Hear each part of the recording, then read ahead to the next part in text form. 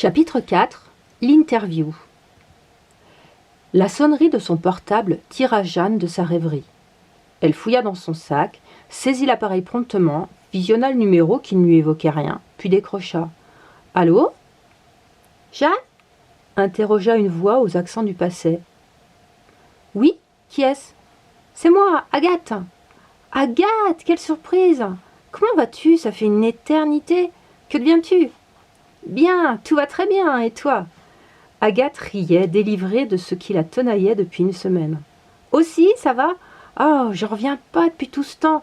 Mais, zut de zut, je peux pas te parler maintenant, mon bus arrive.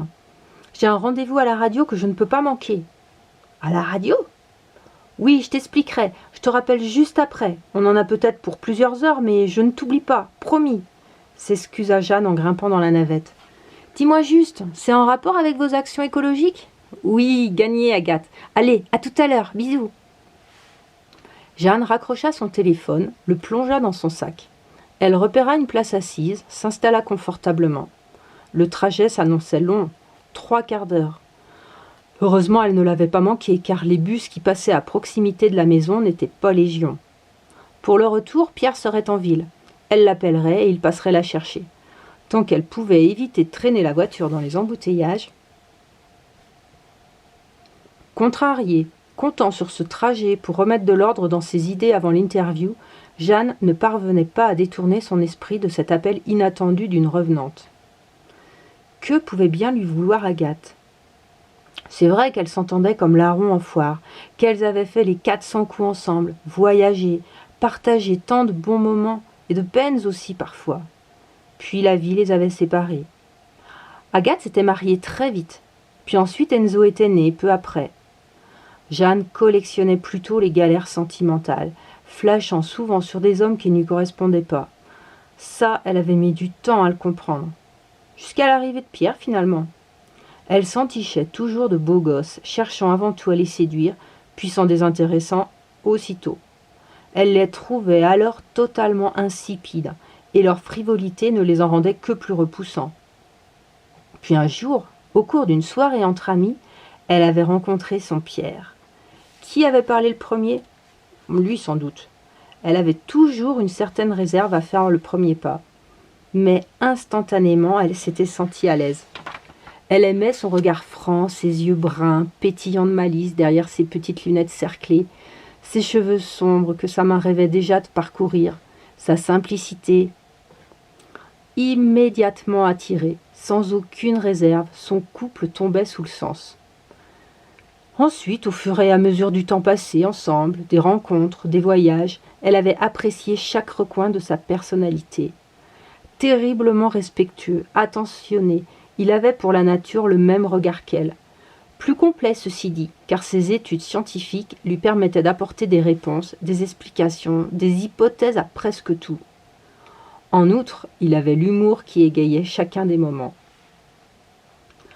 Leur ménage se construisit lentement, étape par étape, dans la compréhension mutuelle. Au fil des événements, leurs projets se profilaient. D'articles de presse en recherche personnelle, la dégradation de la nature leur était apparue si criante que désormais l'un et l'autre culpabilisaient de l'immobilisme. Alors, dans la complémentarité, ils avaient d'abord créé un site internet pour communiquer sur le sujet. Leur domicile aussi se transformait, s'équipait au fil des années, aux grandes dames de leurs proches qui ne voyaient en cela qu'excès et non-rentabilité. N'écoutant qu'eux, privilégiés de partager les mêmes envies, les mêmes idées, ils avaient franchi le pas, équipant leur maison de panneaux photovoltaïques, de panneaux solaires thermiques, renforçant l'isolation, extérieure comme intérieure, installant des toilettes sèches génératrices d'un excellent compost, aménageant un bassin naturel filtrant pour purifier l'eau de pluie avant de l'acheminer dans la maison. Leur volonté était de rendre leurs biens passifs, c'est-à-dire autonomes, voire positifs en énergie. Leur mode de vie aussi changeait. Petit à petit, la viande désertait les assiettes. Les produits alimentaires, d'entretien, bio et écologiques s'insinuaient progressivement dans leur mode de consommation. Les achats du jeune couple se voulaient moins impulsifs et se soumettaient désormais au questionnement. En avons-nous vraiment besoin? Comment est-ce fabriqué? Qu'est-ce que ça devient ensuite?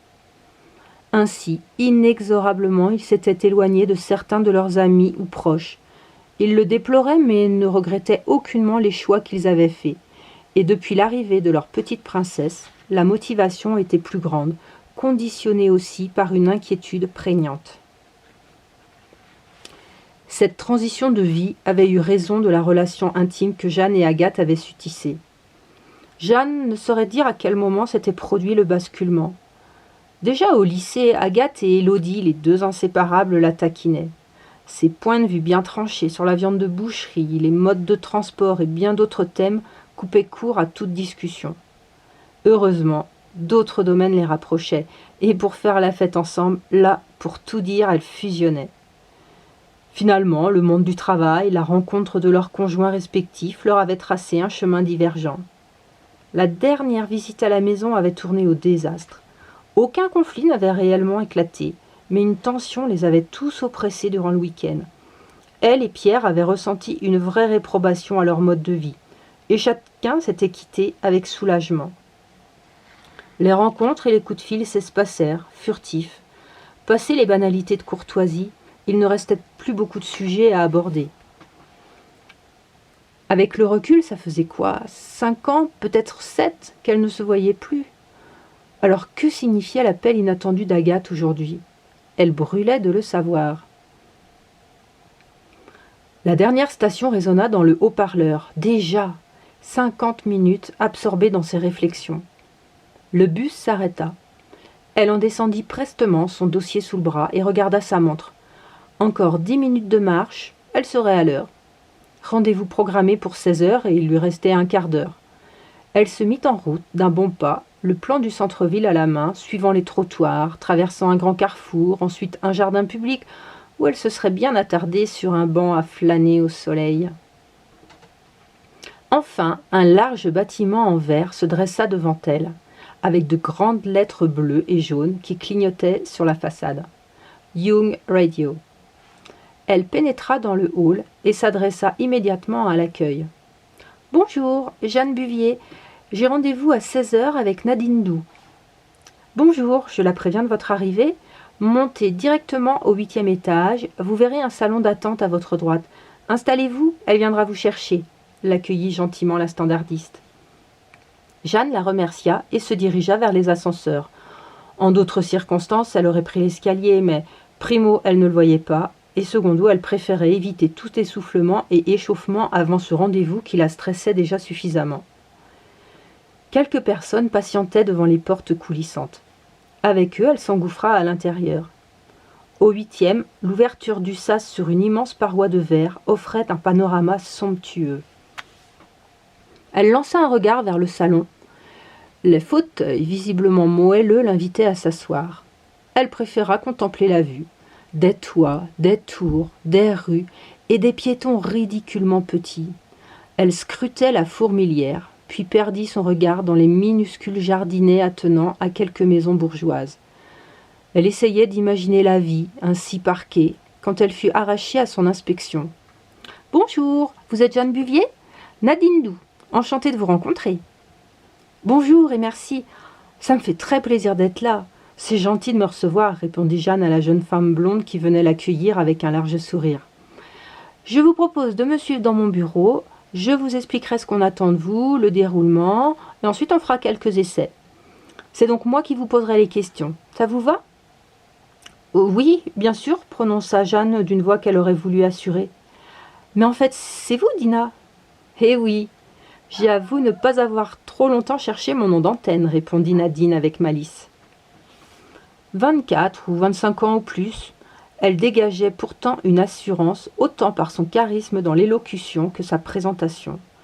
Juchée sur des talons d'une dizaine de centimètres, elle conservait une allure et un équilibre exemplaires. Un tailleur pantalon écru finissait de valoriser sa silhouette élancée. Ses cheveux ondulaient sur ses épaules à chaque pas.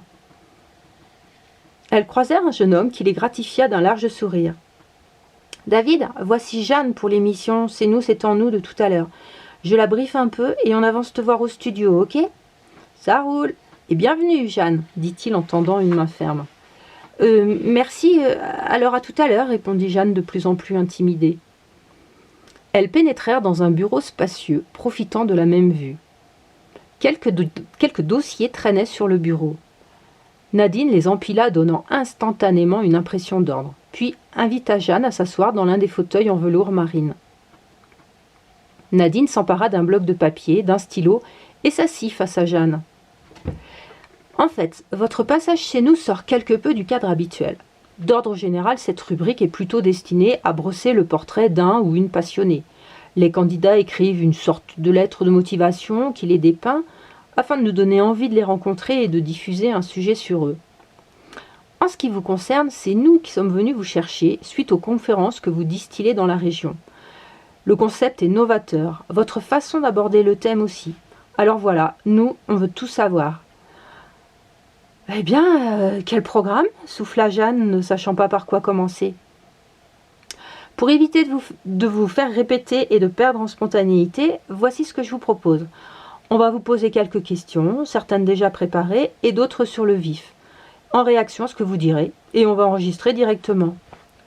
Ah oui, enregistrer tout de suite ? Vous êtes sûr ?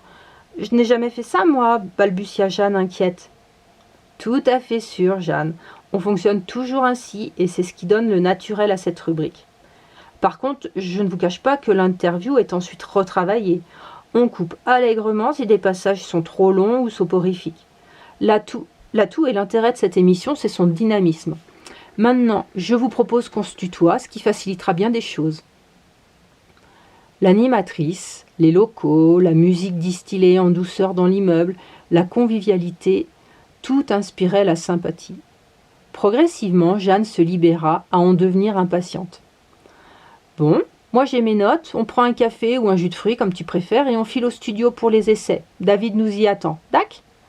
Eh bien, c'est parti !» En repassant à proximité des ascenseurs, Jeanne reconnut dans le coin salon qu'elle avait ignoré tout à l'heure une fontaine à eau, un distributeur de boissons et de friandises. Nadine s'empara d'un gobelet et proposa un café à Jeanne. Celle-ci hésita, mais eut à cœur de ne pas froisser son hôtesse et accepta. Leur verre à la main, elles parcoururent encore un long couloir, puis parvinrent au studio. David était installé à la table de mixage, un casque sur la tête. Dans une cabine vitrée face à lui, trônait une table ronde équipée de longs micros torsadés, telle une pieuvre métallique, et 6 fauteuils. C'est dans cette pièce que Nadine poussa Jeanne. « Tiens, assieds-toi là, fauteuil d'en face. Tu verras mieux si David te fait des signes. Je vois avec lui les derniers arrangements et je te rejoins. » Jeanne s'avança, un peu émue de la situation, de l'instant d'être là, réalisant cette chance inouïe, consciente de l'enjeu. Pierre lui avait pourtant répété ce matin de ne pas s'inquiéter. De toute façon, la publicité qui en découlerait serait bonne à prendre pour leur cause. Il lui faisait entièrement confiance. C'est vrai, elle l'aimait pour ça aussi. Toujours une critique constructive, jamais négative, ni de reproche. Tu aurais pu, tu n'aurais pas dû, pourquoi n'as-tu pas ? Mais elle voulait optimiser au maximum cette opportunité et du coup se mettait la pression toute seule. Elle s'assit face à la vitre et observa les 2 collègues. Leur complicité était palpable et contribuait au climat harmonieux qui régnait dans le studio. Sérieuse, Nadine dispensait des directives à David, puis les voilà tous les 2 secoués d'un fou rire. Enfin, Nadine rejoignit Jeanne de l'autre côté de la vitre, souriante, les yeux encore brillants. « Pardon, ça se fait pas, d'autant que tu n'entends rien ici, mais David est un blagueur invétéré et ses plaisanteries à 2 balles m'amusent. »« Au contraire, ça détend l'atmosphère de vous voir ainsi, » approuva Jeanne. « Bon, si tu es prête, on va commencer, » reprit Nadine, à nouveau très professionnelle. Jeanne sentit d'un coup son cœur battre la chamade, tandis qu'elle s'entendait prononcer d'une petite voix, la gorge soudain très sèche. « Je suis prête. » À travers la vitre, David tendit son pouce en signe d'acquiescement. Un gros décompte en lettres rouges, que Jeanne n'avait pas encore remarqué au-dessus de la porte, commença à égrener les secondes. 20, 19, 18. Le jingle de l'émission retentit. Nadine but une dernière gorgée d'eau et invita Jeanne à en faire autant. 5, 4, 3, 2, 1, go! Bonjour à toutes et à tous, c'est Dina de votre radio préférée pour l'émission à ne pas manquer. C'est nous, c'est en nous. Aujourd'hui, émission un peu spéciale puisque le thème nous concerne tous. Jeanne Buvier vient nous parler de sa lutte pour protéger au mieux notre planète et combattre réchauffement climatique et autres pollutions diverses. Je précise, aujourd'hui, c'est nous qui avons tenu à avoir Jeanne dans nos locaux. Elle devient une image emblématique de ce thème et peut-être l'avez-vous croisée lors des conférences qu'elle dispense avec Pierre, son mari. Avant que la célébrité nous enlève toute possibilité de le recevoir sur notre petite antenne, nous l'avons invitée. Tout d'abord, Jeanne, merci à vous d'avoir accepté. Bonjour, c'est gentil, mais je considère que c'est vous qui me faites une faveur extraordinaire en me permettant de venir communiquer sur ce sujet si important, mais aussi tellement tabou. Tabou? Oui, parfaitement tabou. L'environnement, l'écologie, la protection de la planète, appelez ça comme vous voulez, c'est un sujet qui agace, qui divise, qui culpabilise, qui renvoie à des choses qu'on refuse, qui remet totalement en cause notre mode de vie actuel. Et je dois dire que pour la plupart d'entre nous, il est préférable de s'enfoncer la tête bien profond dans le sable que de repenser nos habitudes. Il est là le problème. Bon, pour avoir assisté à l'une de vos conférences, il est vrai que ce que vous décrivez n'a rien de joyeux. Malheureusement, j'y suis pour rien. Je ne fais que reprendre les études, les analyses menées par des scientifiques partout dans le monde le plus objectivement possible. J'aimerais qu'il en soit autrement. Attends, le tableau dépeint est si noir qu'on a quand même du mal à croire que ces scientifiques, relativement proches des autorités, seraient impuissants à faire changer les choses. Pourtant, on conçoit maintenant que des langues se délient, les pressions énormes qu'ils subissent de la part des États ou simplement de groupes financiers. Les fameux lobbies. Exactement. Et quand on sait ce que ces gens sans aucun scrupule sont capables de taire ou même de faire, on ne pèse pas lourd dans la balance. Tiens, prends le GIEC, le fameux groupe intergouvernemental d'experts sur le climat, considéré comme totalement neutre et crédible.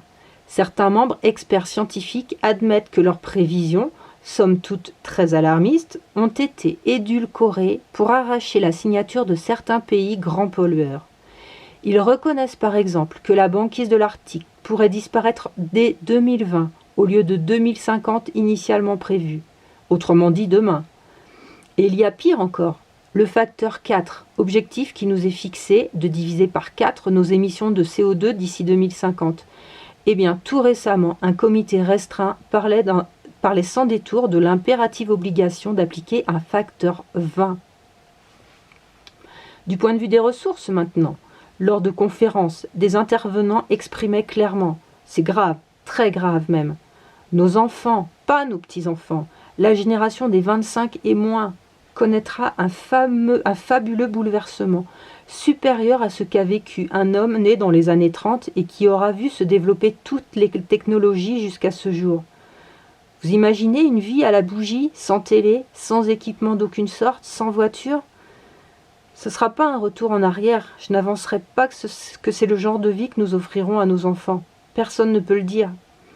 Mais quand les matériaux de base, pétrole, zinc, cuivre, argent, plomb, or, vont se raréfier, quelqu'un peut-il me dire comment on continuera à fabriquer tous ces objets indispensables qui peuplent notre environnement? Le calendrier est établi dans des conditions de consommation actuelles. Or, si nous, nos voisins et les pays émergents continuons à consommer toujours plus, il est probable que les dates d'échéance se rapprocheront. Si on trouve d'ici là de nouveaux gisements, les coûts d'extraction toujours plus élevés interdiront leur accès à une part croissante de la population. Pourtant, les gouvernements bougent. On n'a jamais autant entendu parler d'écologie et voici en place les fameuses écotaxes. Ils ne peuvent plus faire autrement, soupira Jeanne. Mais ils font le minimum, car la population ne les aide pas à agir. Les derniers sondages mettent en tête des préoccupations citoyennes, le pouvoir d'achat, le chômage, les retraites, la santé, l'école, les inégalités sociales et seulement en 7e place l'environnement. comment opérer des changements radicaux avec un tel classement. Regardez, leur taxe pique-nique aura eu une vie très courte. Tout le monde s'est insurgé et l'État l'a retirée. Alors attendons maintenant qu'il n'y ait plus de pétrole ou qu'il soit hors de prix pour que ces produits-là deviennent excessivement onéreux ou inexistants. Ah, je comprends soudain ton hésitation tout à l'heure quand je t'ai offert un café, observa Dina malicieuse. Oui, c'est vrai, avoua Jeanne un peu troublée. Je mets un point d'honneur à ne pas utiliser de choses jetables. Mais bon, je suis ton invité, je sais aussi rester polie. C'est tout à ton honneur. Pour en revenir aux gobelets et couverts en plastique, on est dans le gadget. Que va-t-il se passer quand les produits de consommation courante, à peu près tout ce qui nous entoure, deviendront inabordables pour la majorité des citoyens que nous sommes? Avant d'arriver à une pénurie des matières, si tant est qu'on y arrive un jour, et j'en doute, les prix vont flamber jusqu'à atteindre des seuils exorbitants, les rendant accessibles à une minorité de privilégiés. Le processus de raréfaction des ressources est déjà en marche depuis des millénaires et l'étau se resserre sur nous inexorablement. Aujourd'hui, où on voit simplement l'accélération car nous avons dépassé les limites de l'acceptable. Exemple, la terre. Le terrain, qui jadis était un bien commun, a désormais un prix dû à la promiscuité de l'eau. Ensuite, l'eau est devenue payante et bientôt dans certaines villes, des taxes sur l'air apparaîtront. Aujourd'hui, en France, on parle de travailleurs pauvres. Cela signifie que désormais, même en travaillant, on n'y arrive plus. Notre quotidien, notre mode de fonctionnement va changer. Il est urgent de l'intégrer au plus vite pour être prêt intellectuellement. Donc, le mot d'ordre serait d'arrêter le jetable. Oui, ça c'est l'urgence, et pour deux raisons. D'abord, ça vient envahir et gonfler nos poubelles, et on est bien d'accord, personne ne veut ni décharge ni déchetterie à côté de chez lui, et encore moins de nouvelles taxes. Non, si on peut éviter. Avant cela, il faut les produire, tous ces trucs qui ne servent qu'une fois et qu'on jette ensuite. Ça consomme de l'énergie et des matières premières. Alors c'est quoi ces produits jetables? On les remplace par quoi? La liste est tellement longue. Observe-toi sur une journée et tu verras. Ça commence le matin avec les cafetières à dosettes, les biscuits en sachets individuels, les compotes en tubes, tout ce qui est en mini-dosage. Au bureau, ce qui vient des distributeurs, au lavabo, les dévidoirs qui gâchent une quantité monumentale de papier. Toutes les lingettes qui existent, c'est polluant et mauvais pour notre peau. Les mouchoirs en papier, on ne sait plus vivre sans, et pourtant quel gaspillage. On reparle des forêts après? Promis, sans faute. Par contre, j'en profite pour t'arrêter. Bon, le café, c'est vrai que c'est rudement pratique et on ne sait plus le faire autrement. Ok, on réapprendra. Mais replacer des serviettes en tissu dans les toilettes, on remet quand même en cause l'hygiène. Ce sera un choix à faire.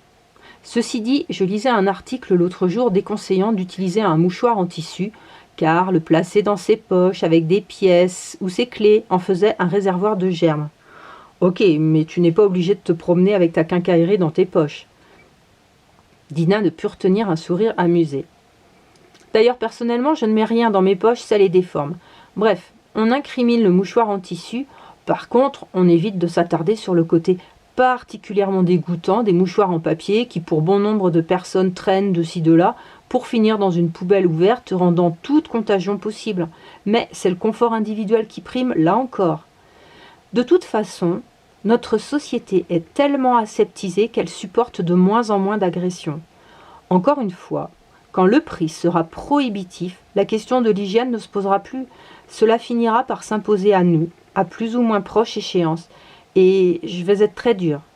C'est le niveau de nos revenus qui déterminera la dite échéance individuellement. Je continue avec un autre exemple. À midi, on fait monter un plateau repas du traiteur, ou encore pire, on va acheter rapidement des plats préparés en grande surface. Et là, on peut reparler des conséquences sur la santé. Excès de sucre, de graisse, de conservateurs, montagne d'agents chimiques, et même OGM dissimulés ou acides gras trans, mais cette fois, tu trouves ça normal? Ben, j'avoue, je ne me pose pas la question comme ça, admit Dina. Eh bien voilà, il est là le point déterminant. Commençons à analyser chacun de nos gestes et arrêtons d'avancer en robots lobotomisés. Apprenons à réfléchir à notre petit niveau individuel et minutieusement sur chacun de nos actes quotidiens. Et cette liste n'est jamais finie. On est dépendant d'un tas de trucs auxquels on ne pense même pas. Ma dernière création, je viens de fabriquer pour mon aspirateur un sac avec fermeture éclair et quand il est plein, zou, au compost. Je l'ouvre, je le vide, je le ferme et je le remets. Encore un déchet de moins dans mes poubelles, sans parler des économies. Et je suis loin d'avoir pensé à tout. Alors pour les suggestions, contactez-moi. Tu n'as pas choisi non plus la méthode la plus simple. Tu sais qu'il existe des aspirateurs sans sac, objecta Dina. Évidemment, mais mon aspirateur fonctionne très bien. Je n'ai aucune raison de le changer. Alors je l'adapte. Il est capital d'intégrer que nous devons éviter de consommer de l'électroménager tant que le nôtre fonctionne ou peut être réparé, même s'il est dépassé. La pollution engendrée par la téléphonie est hallucinante. Pour en finir avec cette énumération fastidieuse, juste un point sur un sujet tabou, lui aussi, l'intimité des femmes, puisque nous sommes entre nous, ajouta Jeanne avec un clin d'œil à l'attention de David. As-tu une idée de ce que nous pouvons rejeter comme déchets liés à nos périodes menstruelles ? Non, aucune. Mais si j'avais pensé parler de ça un jour à la radio, releva l'animatrice amusée. On compte 10 à 15 000 produits, tampons et serviettes confondus au cours de la vie d'une femme. Ah oui, quand même, Dina médusée. Mais bon, ce sont des produits plus ou moins dégradables, non ? Eh bien, plutôt moins. Déjà, si les femmes en connaissaient les composants, elles auraient probablement beaucoup moins envie d'en utiliser. Et écoute ça. Aluminium, alcool, additifs de parfum, fongicides, bactéricides, résidus de dioxine, lut Jeanne sur une feuille extraite de son dossier. Tout ça en fait des produits super polluants à fabriquer, mais en plus, ils exposent les femmes au contact de faibles doses de dioxine chaque fois qu'elles les utilisent. Quand tu sais que la dioxine est selon Greenpeace la substance synthétique la plus toxique jamais étudiée, qu'elle a des effets tels que l'endométriose, dysfonctionnements ovariens, fertilité amoindrie, incapacité de mener une grossesse à terme, etc. Et ensuite, après utilisation, tout ça vient polluer terre et océan. Plus de la moitié sont jetés à tort dans les toilettes. Je l'ai fait aussi, je ne condamne pas, mais il faut le savoir, au final, ça aboutit dans la mer et ça tue ses occupants. Sans parler de la montagne d'emballages de plastique qui finissent à la poubelle, donc quelque part sur Terre, ou encore dans les océans, où l'on a découvert récemment une épaisseur de 10 mètres de déchets de plastique sur une zone de la taille de la France. Et tu préconises quoi ? Les alternatives existent, mais elles sont étouffées par les pubs des grands groupes. Va sur Internet ou dans les magasins bio et tu verras la Moon Cup. C'est une coupe en silicone que tu introduis à la place d'un tampon et que tu vides régulièrement. Ah, et l'hygiène ! Mais non, tu sais te laver les mains. Il n'y a rien de rebutant dans ce contact. Tu sais que ce sang menstruel est particulièrement fertile pour la terre, avis aux jardinières. Et sinon, la bonne vieille méthode de serviette en tissu. Oh non, ne me dis pas que tu les laves en plus, s'indigna Dina dégoûtée. Mais si, et je suis heureuse du bien-être intellectuel que cela me procure. En fait, j'ai conscience d'avoir fait un chemin énorme par rapport à tout ça.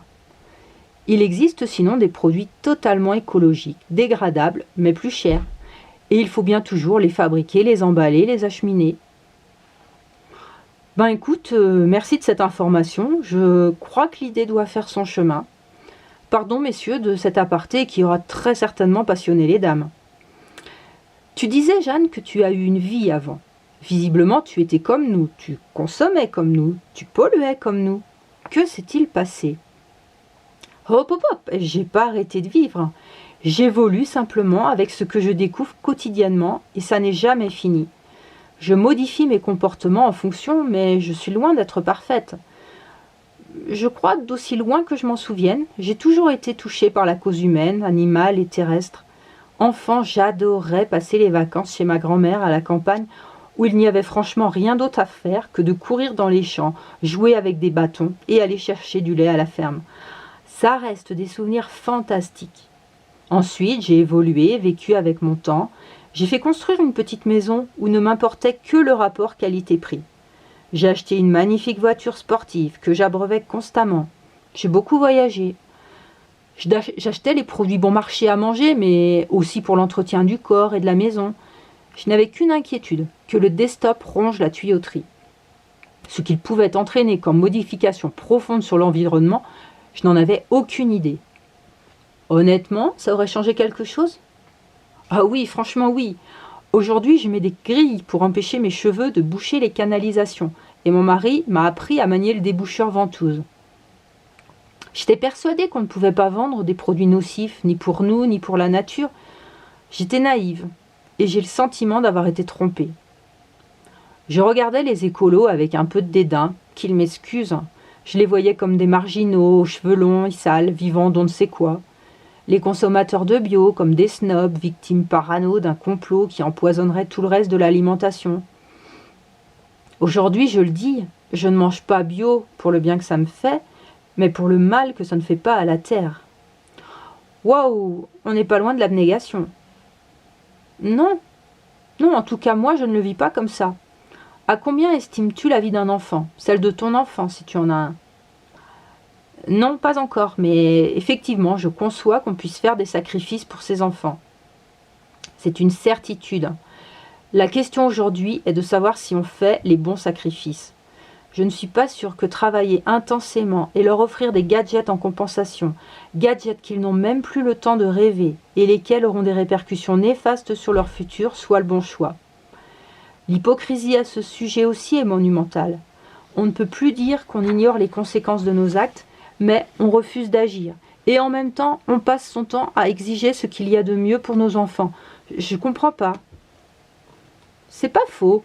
C'est un vrai bouleversement de société que tu prônes. En fait, ce bouleversement va avoir lieu, et sans doute plus tôt que prévu. À mon avis, il faut s'inquiéter maintenant de savoir si on veut être acteur et pouvoir s'adapter, ou simplement impuissant et subir. Donc pour en revenir à ta question, un beau jour de 2004, en zappant, j'ai vu Nicolas Hulot chez Fogiel. Je l'ai écouté et j'ai été abasourdie par ce qu'il disait. Le lendemain, j'ai foncé acheter le syndrome du Titanic. Jamais le livre n'a si bien porté son nom. Mais même si on pleure tous à chaudes larmes en regardant DiCaprio s'enfoncer dans l'eau, pas grand monde ne s'émeut de ce qu'on coule actuellement sans gilet de sauvetage et en dansant. Là, j'ai pris conscience des absurdités de notre société, de la comédie permanente dans laquelle nous vivons, du poids phénoménal du monde industriel sur nous, de la lâcheté des hommes. En fait, si je résume un peu ta pensée, il faut se remettre à faire plus de choses par soi-même. Mais où prendre le temps? C'est à chacun d'y répondre, de faire ses propres choix. Nous avons tous des vies, des impératifs différents. Il y a ceux que nous nous imposons. Désormais, la machine est lancée, et elle va très vite. On a tout juste le temps d'attraper quelques parachutes, et la chute sera sans doute amortie. Mais ceux qui refusent les parachutes risquent de s'écraser tout net, et d'en entraîner d'autres. Concernant tous les investissements que nous avons effectués pour essayer de rendre notre maison autonome, on nous a très souvent répliqué que ce n'était pas rentable. D'un point de vue économique, à court terme, non, c'est clair. Mais avec le temps, on évince les meilleurs placements financiers. De toute façon, il faut arrêter de penser économie. Nous, on pense égoïstement survie. Tout le monde n'a quand même pas les moyens, insista Dina. Pour beaucoup, il s'agit simplement déjà de choix. Un jour, une collègue qui se disait très sensibilisée à l'environnement me regardait avec mon panier plein de légumes bio. Elle me dit « Moi, j'aimerais bien acheter bio, mais c'est trop cher. » Je n'ai rien répondu. Pourtant, je savais que les revenus de son foyer étaient supérieurs aux nôtres. Et l'après-midi même, je l'entends « Oh, j'ai craqué sur une paire de bottes. J'en avais pas vraiment besoin, mais elles étaient trop belles. » Ça, on l'a tout fait, franchement. C'est clair, mais aujourd'hui, on en est à l'heure des décisions. Il y a un peu plus de 50 ans, on consacrait 50% de son budget à se nourrir. On en est loin actuellement. On s'est créé tellement d'autres charges qui sont devenues prioritaires. On a toutes les clés pour bien manger, mais je pense qu'on ne s'est jamais aussi mal nourri. À quand les pilules chimiques de toutes les couleurs? Et la voiture, c'est important aussi la mobilité. On l'a rendue indispensable, on en est tous esclaves. Mieux que la voiture électrique, moi, j'attends après la voiture à air comprimé qui polluerait encore moins, mais c'est très long à venir. Alors en attendant, j'ai changé ma façon de conduire. C'est vrai que nous devons éviter de rouler en 4x4, en grosse cylindrée, même en monospace, qui assure trop de prise au vent et consommera donc toujours plus qu'un break. Et puis rouler tout doux. En plus, je m'oblige à respecter les limitations, du coup je fais le plein d'économies, et tant pis si j'en agace quelques-uns. Sur des parcours connus, j'anticipe. Avant l'entrée dans le bourg, je lâche tout, et je laisse la voiture perdre toute seule sa vitesse. J'éteins mon moteur s'il est chaud, au feu, plein de trucs comme ça. Et surtout pas de clim. Et l'avion, vraiment fini?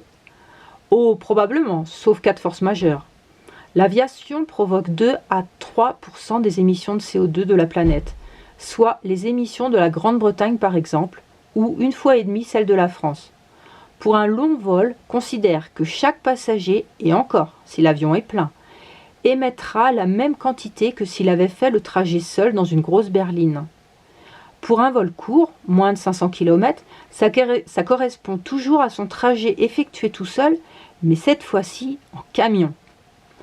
On a chez nous des trains particulièrement performants, et je doute des gens qui me parlent de gagner du temps en avion. Une demi-heure peut-être, ça ne le vaut vraiment pas. C'est vrai qu'on relativise mieux avec ces images. Autre chose qui émeut souvent les gens, en tout cas si on leur montre, ce sont les conditions d'élevage de nos animaux de boucherie. Nous avons totalement industrialisé, mécanisé des êtres vivants. Nous avons mis au stade d'objets des animaux qui souffrent, qui ont leur sensibilité. On se comporte avec ces pauvres bêtes comme on le ferait avec des boulons ou des morceaux de bois qu'on empile, qu'on déplace, qu'on extermine, sans plus de sentiments ou de considération. Est-ce normal et digne de nous? Nous sommes monstrueux. Comme il faut produire toujours plus, puisque ce qu'on consommait autrefois occasionnellement, on a décidé de le manger plusieurs fois par jour et à pas cher, on a modifié l'alimentation de ces bêtes, bourrées de produits chimiques, de médicaments. On a fait de leur vie un enfer. J'ai honte quand je passe près de ces immenses hangars qui sont les mouroirs de ces pauvres créatures. Manger de la viande ne doit pas être à ce prix. Nos ancêtres, si primitifs du Néandertal, respectaient les dons de leur mère nourricière, et à ce titre, ils honoraient les animaux de leur vivant et dans leur mort. Ils les estimaient à leur juste valeur, ne prélevaient que le strict nécessaire. Cette fois encore, la nature nous rappellera à l'ordre, et a déjà commencé avec les maladies, vache folle, grippe aviaire. Commençons par manger moins et mangeons des animaux sains. Et l'épée de vache, ne put retenir Dinah avec un rire. Sérieusement, c'est encore notre faute, avec ce qu'on leur donne à manger d'une part. Ceci dit, elles auraient de toute façon des flatulences, mais la quantité de vaches que nous élevons entraîne ces émissions non négligeables dans les analyses. Et puis il faut le nourrir tout ce bétail. Alors on sacrifie des céréales, on cultive des terres rien que pour elles, alors qu'une partie de la population mondiale meurt de faim. C'est particulièrement culpabilisant de vivre aujourd'hui et de s'avouer « Je suis responsable de la déchéance, de la mort d'hommes, de femmes, d'enfants, quelque part en Afrique, à l'autre bout du monde. Parce que pendant que nous tergiversons avec notre pouvoir d'achat, eux, ils subissent déjà de plein fouet le réchauffement climatique. Eux qui ne consomment rien, qui ne produisent pas de CO2, ou si peu. L'Afrique a toujours souffert de famine, de sécheresse. Oui, mais regarde l'évolution des lacs et des nappes souterraines. Ils s'évanouissent progressivement. Les périodes sèches s'enchaînent. La faune et la flore y sont sensibles aussi. Observe les arbres, les plantes. Chez nous, tout simplement, des espèces du sud commencent à se plaire au nord. Des insectes migrent aussi vers le nord, traînant dans leur sillage des maladies qu'on ne soupçonne même pas encore. L'injustice majeure, c'est que nos actes ont les répercussions les plus fortes au niveau des pôles et de l'équateur, là où sont déjà les peuples les plus démunis. Ils ont parfois aussi leur part de responsabilité. Je visionnais un reportage l'autre jour où on voyait les autochtones mettre eux-mêmes en pièces leur magnifique forêt pour quelques sous. Ont-ils le choix? Sans te rendre compte, tu viens d'entrevoir l'avenir. Tu as observé, incrédule, l'attitude de gens dans le dénuement le plus total, qui n'ont plus de quoi vivre. C'est un comportement d'urgence, de détresse où la réflexion n'a plus sa place. C'est la fuite en avant vers le pillage généralisé. Ils auraient le choix, même si je pense qu'à leur place on ferait pareil. Ils n'ont plus aucune source de revenus, se font souvent exproprier pour que leurs maigres ressources viennent satisfaire les consommateurs que nous sommes, avec des salons de jardin en tech de moins en moins chers, ou tout simplement l'industrie du papier. Un comportement responsable serait, en tant qu'acheteur, de toujours se renseigner de la provenance des produits, pas forcément faire confiance aux vendeurs, et puis aussi de privilégier des produits recyclés ou d'occasion. En fait, c'est cela que j'attends des gens, d'avoir enfin le sentiment qu'ils ont conscience de l'enjeu et qu'ils prennent leurs responsabilités. À tous les niveaux, on peut agir, avec beaucoup ou peu d'argent. En plus, quand on calcule, l'écolo fait de grosses économies, même par rapport à un consommateur modéré et réfléchi. Peux-tu nous guider, nous mettre sur la voie, nous expliquer un peu ton parcours ?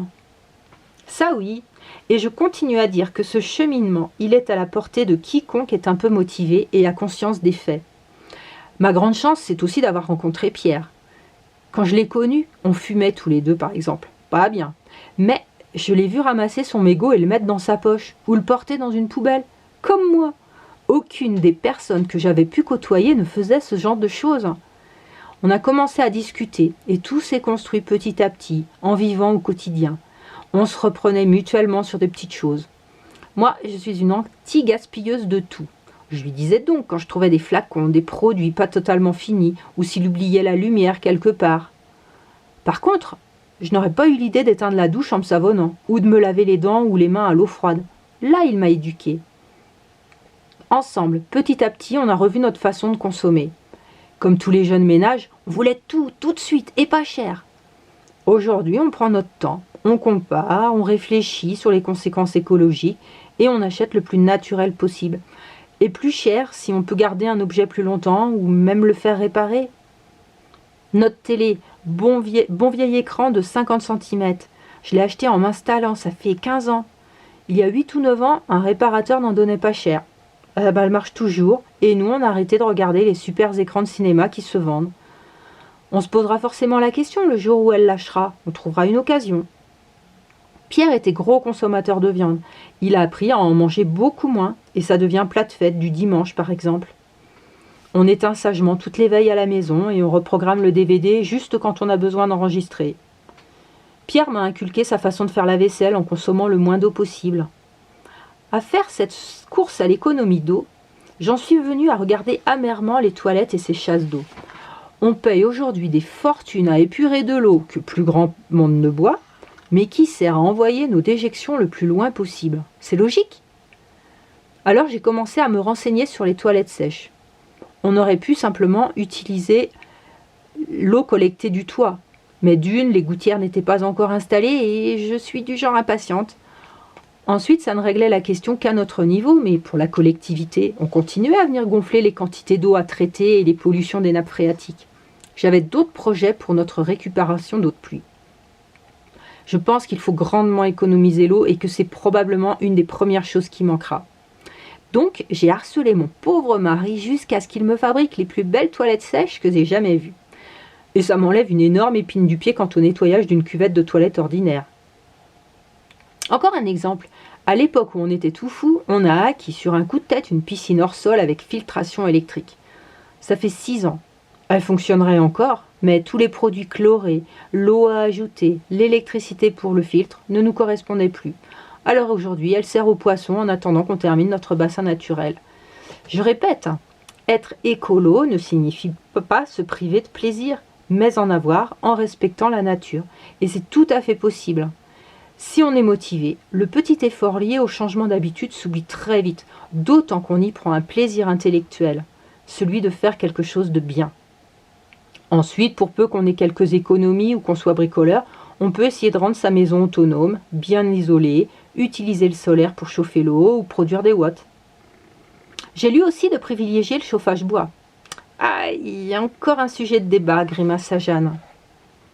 Eh bien pourquoi ? Tous les écolos défendent le poêle à bois. Pas nous. À l'échelle planétaire, les forêts sont en régression, donc ce n'est déjà plus une énergie renouvelable. En France, pour la première fois depuis 150 ans, le recul est déjà effectif. Et encore, on importe des bois exotiques. De plus, si demain le prix des énergies fossiles se stabilise à la hausse et que par conséquent tout le monde se met à brûler du bois, je ne donne pas cher de nos forêts, ni de nos arbres fruitiers, ni même de nos haies. Et puis sa combustion dégage du CO2, beaucoup de CO2, 15% de plus que le fioul domestique, et ce, même avec des systèmes de régulation électronique. Je ne parle pas des particules qui posent déjà des problèmes dans certains quartiers. D'autres diront que ce n'est pas grave puisque le bois relâche le carbone qu'il a capté pour se constituer, donc opération neutre. À cela, je réponds qu'on n'a pas vraiment besoin de CO2 supplémentaire dans l'atmosphère. Donc, si on peut le laisser stocker dans les arbres, c'est tout bénéfice. En fait, clairement, aujourd'hui, nous consommons 5 à 10 fois ce que la planète est capable de produire en ressources renouvelables. Les deux seules pistes raisonnables et non risquées qui s'offrent à nous sont le solaire, conjugué à une réduction massive de la consommation énergétique. C'est la première fois que j'entends un tel raisonnement. C'est perturbant, mais alors comment se chauffer ? Idéalement, il faudrait ne pas se chauffer, ou du moins seulement lors de périodes de grand froid. Et c'est possible avec la maison passive ou positive. Elle produit autant, sinon plus d'énergie qu'elle n'en consomme, car super bien isolée et réfléchie dès sa conception. Ça devrait être la norme de construction actuelle, mais non, on réserve ça aux pays nordiques. Il faut prendre conscience qu'aujourd'hui nous avons dépassé les limites et que maintenant la seule porte de sortie, c'est d'appuyer sur le frein. Ceux qui nous rabâchent qu'avec les écolos nous allons retourner à l'époque des cavernes n'ont pas encore compris que c'est justement la continuité de notre système qui est en train d'y précipiter l'humanité au temps des cavernes. C'en est presque comique. Et comment le vit ta fille ? Car je crois que vous avez une petite puce. Oui, mais elle n'est pas bien vieille. Et du haut de ses 3 ans, elle ne se rend pas encore très bien compte des choses. Elle ne connaît pas les lingettes, apporter des couches lavables. On se bagarre à Noël et à son anniversaire pour qu'elle ne croule pas sous des tonnes de cadeaux. Sa garde-robe est plutôt modeste et composée pour la plupart de vêtements d'occasion. Elle mange comme nous, n'a quasiment pas consommé de petits pots. Elle semble très épanouie et heureuse de sa condition. La difficulté viendra probablement en grandissant et en s'apercevant que certains petits camarades fonctionnent différemment, qu'ils ont tout, ou bien des choses plus belles.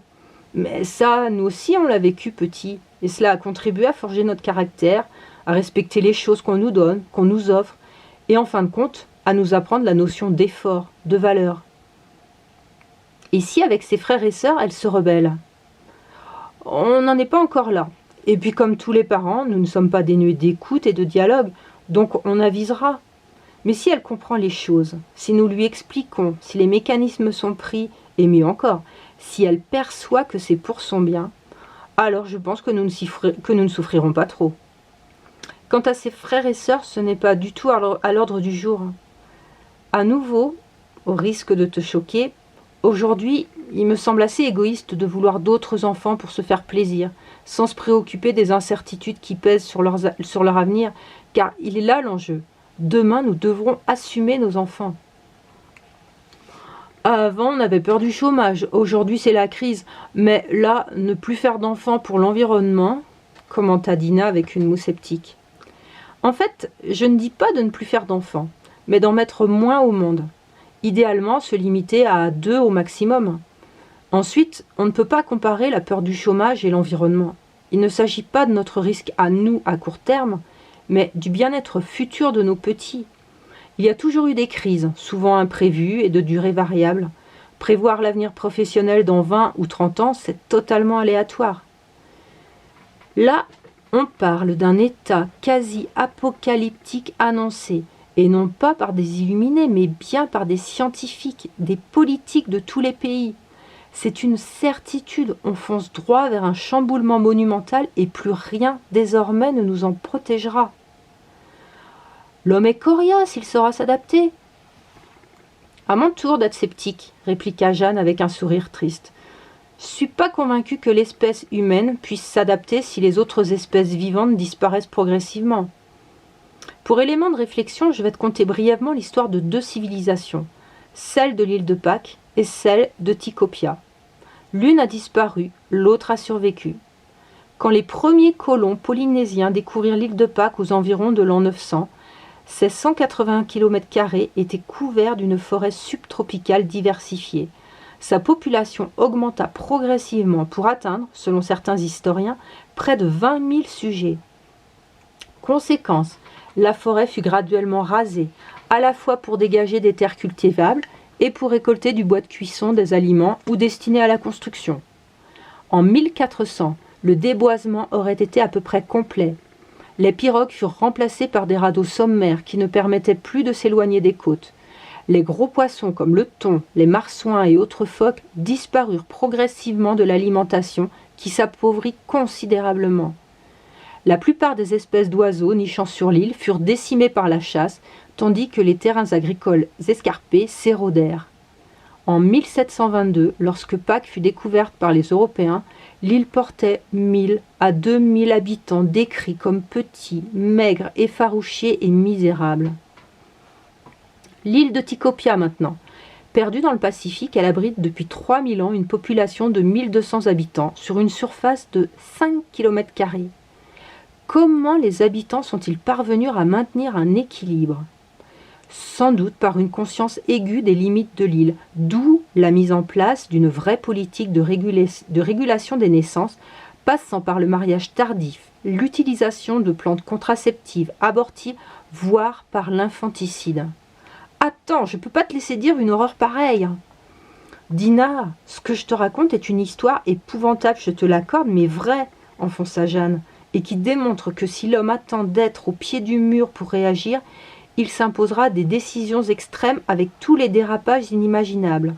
Soit on décide de fermer les yeux pour en arriver à la situation de l'île de Pâques, ou alors on devient responsable tout de suite et on évite les extrémités qu'une situation de surpopulation imposera. Je m'adresse à toi et à tous les auditeurs. En 1722, l'homme était encore présent sur l'île dévastée, mais dans quelles conditions de vie ? Personnellement, je ne veux pas être spectatrice de notre décadence. Nous n'en sommes heureusement pas encore là, mais à trop attendre pour agir, ou même simplement pour oser se poser les bonnes questions, nous nous rapprochons de difficultés inévitables. Tikopia a failli connaître le même sort que l'île de Pâques. La surpêche fut évitée en limitant la consommation de poissons. Des porcs furent introduits vers 1200, mais jugés trop coûteux en ressources. Les habitants les ont volontairement éradiqués. Par ailleurs, si l'on considère la forêt de Tikopia constituée presque exclusivement d'arbres productifs, la population l'a gérée de manière à développer encore davantage la production. Enfin, avec des ressources renouvelables et des besoins volontairement stabilisés, les écarts sociaux ont quasiment disparu. L'homme ne pourra pas vivre seul, ou du moins sans maintenir les autres espèces. Einstein nous donne 4 ans à vivre après la disparition des abeilles. Pas de chance pour nous, pendant que je te parle, des ruches se meurent un peu partout dans le monde. On sait que le passage de l'ère glaciaire à celle si confortable que nous connaissons n'a demandé que 4 à 5 degrés de plus. Qui souhaiterait vivre dans l'ère caniculaire qui se peaufine à l'horizon 2100 ? Les perspectives actuelles s'évaluent entre 2 et 6 degrés de plus. Avec cette contrainte supplémentaire, la Terre ne parviendra pas à nourrir indéfiniment ses habitants, surtout au rythme où on la pille. Alors il serait peut-être temps de parler de réguler les naissances, il me semble, au lieu de faire l'apologie de la famille nombreuse et de ne voir la croissance de la société qu'à travers son taux de fécondité. Nouvelle hypocrisie, nouvel aveuglement. Eh bien, rien que ça. Il y a tellement de choses dans ce que tu viens d'exposer, en admettant qu'il faille effectivement réguler les naissances. Comment comptes-tu l'expliquer aux citoyens lambda ? Avec des exemples très simples, comme je viens de t'en délivrer, mais surtout en intervenant au niveau international, pour mettre tout le monde d'accord sur la nécessité impérative de définir un seuil de population mondiale à ne pas dépasser. Ce seul critère, s'il est défini et accepté par les instances dirigeantes du monde, débloquera tout sur le plan intellectuel, et nous toucherons enfin du doigt la sagesse. Et là, tu vois, je ne parle pas d'infanticide, et non plus d'extermination. Je laisse ces mots aux utopistes ou aux autres détracteurs, partisans du rien changé. Ça fait froid dans le dos quand même. Ne rien faire, oui. Sinon, faire moins d'enfants, c'est une frustration individuelle pour d'énormes bénéfices collectifs futurs. Mais surtout, avec une politique démographique non plus dédiée à l'économie, mais au bien-être. pour la première fois, on arrêterait de se battre contre les moulins à vent de la pauvreté galopante et on donnerait une perspective au monde entier. À défaut de réponse immédiate aux maux de notre société, un mieux-être est en cours. Et puis, il y a tant d'enfants malheureux à accueillir. Eh bien, Jeanne, franchement, merci infiniment d'avoir accepté de nous détailler à l'antenne ton cheminement, votre combat, notre combat. Je crois qu'ici, ton message nous a tous percutés de plein fouet. Je n'avancerai pas que nous allons changer du tout au tout, ce serait hypocrite ou prétentieux, mais nous serons probablement plus à l'écoute et plus enclins à surveiller notre consommation. Vous avez un site, je crois. Oui, avec Pierre, ça a été notre premier travail, sauverlaplanète.fr. On a essayé d'articuler les faits, de donner des solutions pour réduire notre empreinte écologique. C'est loin d'être exhaustif et ce ne sont que quelques réflexions. Donc, comme à nos conférences, on attend une interactivité. Venez vous apporter vos idées et vos remarques. Merci d'avance, encore merci de m'avoir écouté. Et excuse-moi si à travers mes propos j'ai pu heurter quelques fidèles de ton émission, ce n'était pas mon intention, conclut Jeanne. Tout le plaisir était pour nous. Et maintenant, page musicale et spot d'information à suivre. Bye bye, c'était Dina et à demain. De l'autre côté du carreau, depuis son poste, David, d'un grand geste de la main, signala la fin de l'enregistrement. Nadine se tourna vers Jeanne, souriante. « Alors, ça s'est plutôt bien passé ?»« Oui, je crois, enfin je sais pas trop. Je me suis peut-être un peu trop lâchée, ça va choquer certains auditeurs. » C'est bien possible, mais c'est aussi le but de provoquer pour faire réagir. En tout cas, moi, ça m'a parlé, et je vais étudier de plus près mon abominable comportement. De toute façon, on va réécouter ça tranquillement, et si des choses vraiment déplacées ou excessives ont été dites, on balayera. N'est-ce pas, le spécialiste ? David sortait à l'instant et s'approchait des deux jeunes femmes. Non, franchement, je crois pas. Ça déménageait pas mal, mais moi, ça m'a plu, certifia-t-il. Pour une fois, on a eu droit à du concret. Je suis admirative du travail que vous accomplissez, et je pense que c'est la moindre des choses de vous écouter et d'aller visiter votre site. Bon, pour la prise, on en est à un peu moins d'une heure, alors avec les spots et un ou deux morceaux de musique, ce sera parfait. On diffuse ça en principe demain. On va retravailler ce qui doit l'être maintenant. Oui, à mon avis, ça ne va pas nous demander beaucoup de boulot. Il m'a semblé que tout s'enchaînait bien, fit Nadine ravie. Voilà, je vais te raccompagner maintenant, Jeanne. Désolée d'être un peu expéditive, mais c'est notre façon de travailler. À chaud. Elle se leva. Jeanne rassembla les quelques feuilles dispersées sur la table, les rangea dans sa chemise cartonnée et se redressa radieuse. Je crois que j'ai pas fini de tourner et de retourner dans ma tête le déroulement. J'ai hâte d'entendre le résultat demain. Nos conférences nous permettent de rencontrer beaucoup de personnes, mais déjà un peu sensibilisées à la base. Ce passage en radio est inespéré. Merci encore. Et au revoir, dit Jeanne en lui serrant la main. Je pense que tu auras de mes nouvelles rapidement par l'intermédiaire de votre site. Bonne chance. Les deux femmes quittèrent leur studio pour se diriger vers les ascenseurs. Cette fois, Jeanne osa. Au fait, vous devez bien avoir des escaliers. J'ai un trop-plein d'énergie à évacuer, précisa-t-elle devant la mine interdite de Nadine. Oui, ils sont là, de l'autre côté. Elle éclata de rire. J'aurais dû m'en douter. Ceci dit, c'est pas une mauvaise idée. 8 étages au pas de course avant d'aller à la salle de sport, c'est plutôt bénéfique et économique. Elle lui ouvrit la porte et lui tendit la main avec un vrai sourire. Moi aussi, je considère que c'était une chance de t'avoir eu parmi nous aujourd'hui, et je pense que tu entendras parler de nous prochainement. De toute façon, on te fera part des réactions suite à l'émission. À bientôt. Quand vous voulez. Bonne fin de journée et coupez pas tout surtout. Pas de risque. Jeanne descendit les marches, tandis que derrière la porte refermée, Nadine retrouvait David pour se mettre au travail. Tellement perdue dans ses pensées, Jeanne gagna le rez-de-chaussée sans s'en rendre compte. En ouvrant la porte, elle découvrit le visage étonné de la standardiste. « Les ascenseurs sont en panne ?»« Absolument pas, mais j'avais besoin d'exercice, et sinon, écoutez la radio demain, expliqua-t-elle avec un clin d'œil. Au revoir. Au revoir, répondit la standardiste sidérée. Sur le trottoir, le soleil déjà bien bas, Jeanne considéra sa montre.